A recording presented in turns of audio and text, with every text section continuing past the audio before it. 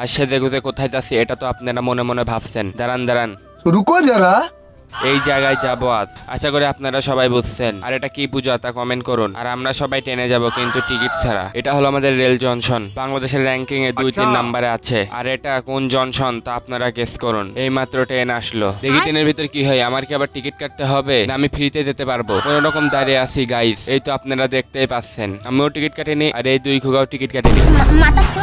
কিন্তু এরা কার সিটে বসে আছে তা তো আমি জানি না। A few minutes later. সিটের মনে হয় আসল মালিক চলে আসছে।